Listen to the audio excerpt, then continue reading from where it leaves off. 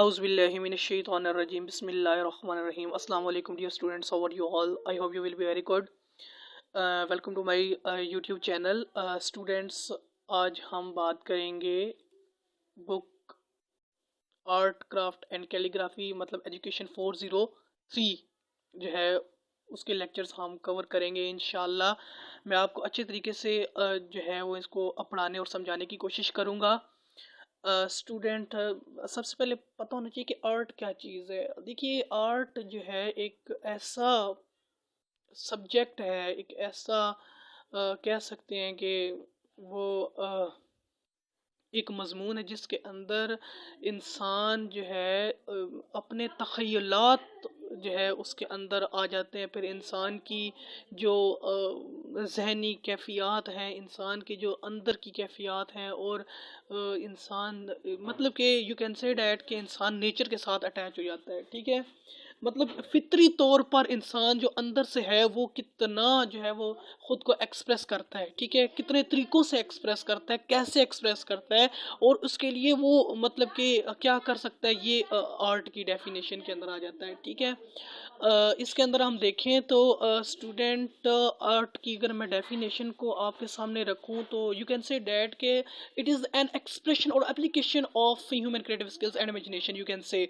typically in a visual form such as a painting or sculpture, producing works to be appreciated primarily for their beauty or emotional power, you can say।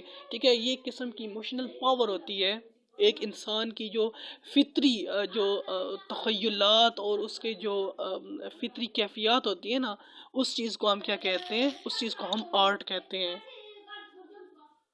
So students, art पर बात होती रहेगी। सबसे पहले हम इसकी definition को थोड़ा सा मतलब कि अकॉर्डिंग टू आवर टॉपिक इसको कवर करने की कोशिश करते हैं। आज हम art craft and calligraphy topic number 002 about defining art, what is art, इसको जरा सा पढ़ने की कोशिश करते हैं। There are three components which needed to be considered when we try to define art. These three components are something that is expressed, the way in which it is expressed, the function that it performs. जैसे मैंने आपको बताया कि art क्या चीज़ है, ये है इसकी मतलब इसको डिफाइन करने के लिए तीन कंपोनेंट मस्ट है। ठीक है, ये अगर आपको समझ में आ गए हैं ना, आपको समझो कि आपको आर्ट की डेफिनेशन आ गई है, आपको आर्ट की समझ आ गई है। ठीक है, तो आर्ट की जो एक स्पेसिफिक डेफिनेशन नहीं है, हर किसी ने इसको अपने तरीके से डिफाइन किया, हर एक आर्टिस्ट ने इसको अपने तरीके से डिफाइन किया हुआ है। अब ये जो तीन हमारे पास कंपोनेंट है, देखें, समथिंग दैट इज, हम पता है कि कोई चीज़ एक्सप्रेस की जा रही है, पहला कंपोनेंट तो ये, the way in which it is expressed. फिर वो कौन सा वे है, वो कौन सा मेथड, ठीक है, जो उसने आर्टिस्ट ने इस्तेमाल किया है, जिस तरीके से वो उसको मतलब एक्सप्रेस करना चाह रहा है। Third one is function that it performs, मतलब अब देखो वो तस्वीर आपसे क्या कह रही है। ठीक है, थर्ड वन इज वो तस्वीर आपसे क्या कह रही है, आपसे मुखातब है। देखो, कोई भी आर्टिस्ट जो है वो अपनी जब एक इमेजिनेशन को, एक तखय्युल को, एक तस्वुरात को जब एज मतलब कि पिक्चर की फॉर्म में आपकी तरफ देखे तो वो आपको एक मैसेज देना चाह रहा होता है। ठीक है, एक अच्छा आर्टिस्ट वही होता है जिसको जो है वो मतलब कि जो रिसेप्टर है, जो देखने वाला है, उसको अच्छी तरह से समझे। इसके अंदर स्टूडेंट्स यही अगर हम देखें, the definition of art has evolved over time and varies based on context, anything that can be made into a art and term continues to evolve. आप इसको खुद एक दफ़ा पढ़ लीजिएगा, आपको समझ में आ जाएगी। मैं आपको उर्दू में बता देता हूँ, आप खुद एक दफ़ा पढ़ के इसको समझ लीजिएगा। अगर मैं आपको मतलब मेरी बात आपको समझ में आ रही है तो एज इट इज़ इसको इंग्लिश में ट्रांसलेट कर लीजिएगा।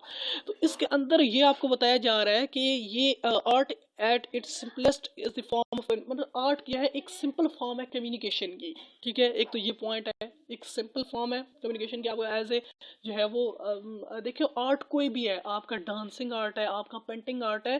देखो, डांसिंग में भी आपको एक एक्सप्रेशन शो रहे होते हैं। ठीक है, वो अपना एक्सप्रेशन शो कर रहा होता है, वो आपको पैगाम दे रहा होता है, या आपको एक मतलब कि कैसे वो अपने अंदर से वो फीलिंग ला रहा होता है जो आपकी तरफ जो है वो आप सबको अपनी तरफ मुतवज्जे कर लेते हैं।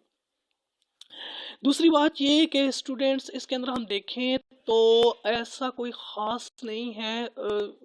Traditional culture art has been defined vehicle for expression. इसके अंदर भी आर्ट की एक डेफिनेशन आपको नज़र आ रही है, उसको भी आप हाईलाइट कर लीजिएगा। और दूसरी बात ये कि इसके अंदर मुख्तलिफ जो है नीचे आपको दिए गए हैं जी।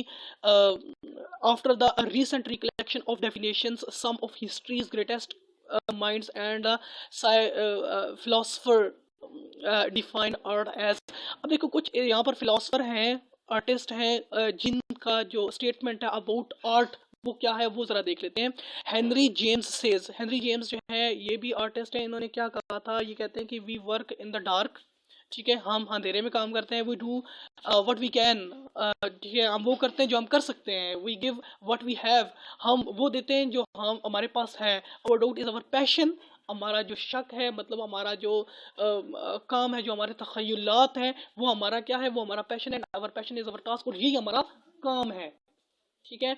And the rest in the madness of art, यही तो जुनून है, यही तो एक मज़ा है, यही तो एक मतलब कि एक पागलपन, एक दीवानापन जिसको हम कहते हैं, कि हम क्या करते हैं कि खुद से एक इमेजिन करते हैं, उसके बाद इसको ड्रॉ कर लेते हैं।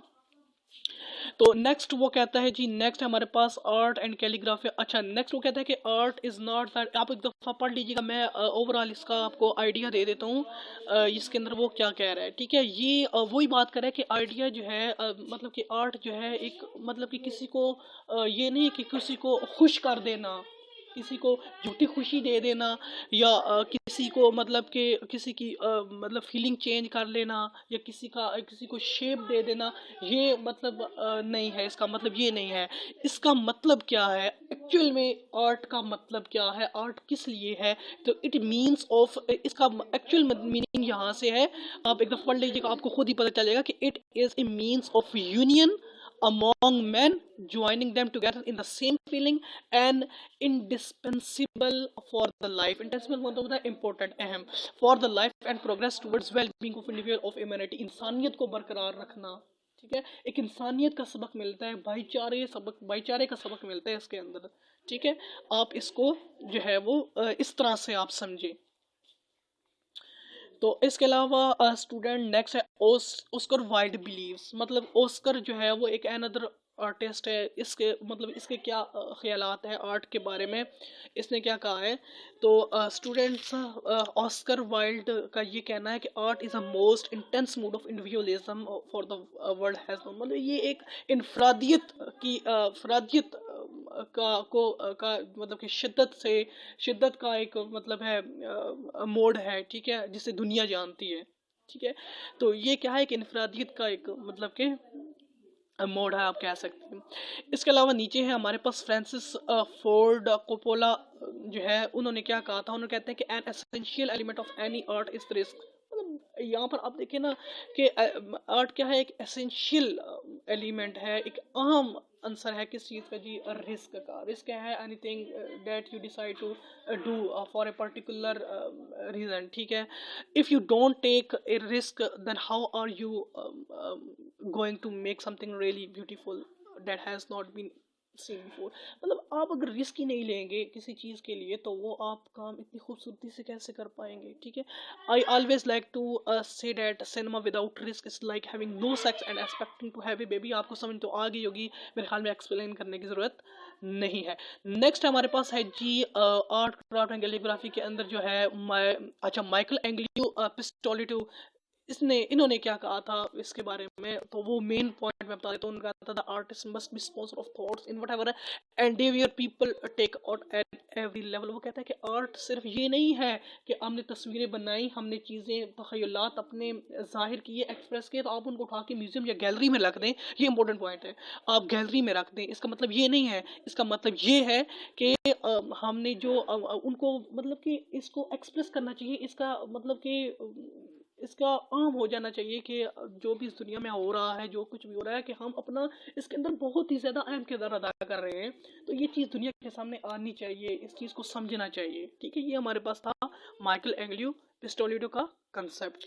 तो स्टूडेंट्स, आई होप आपको इस लेक्चर की समझ आई होगी। अगर आपको ये वीडियो अच्छी लगी है तो प्लीज़ इसको लाइक कर दें, चैनल को अगर चैनल पे नए हैं तो चैनल को सब्सक्राइब कर दीजिए, और अगर इसके अंदर फिर भी आपको कोई कंसेप्ट क्लियर नहीं है किसी बात का तो आप कमेंट सेक्शन में कमेंट करके मुझसे पूछ लें, इंशाल्लाह मैं उसको फिर आपको बेहतर तरीके से एक्सप्लेन करने की कोशिश करूँगा। Okay student.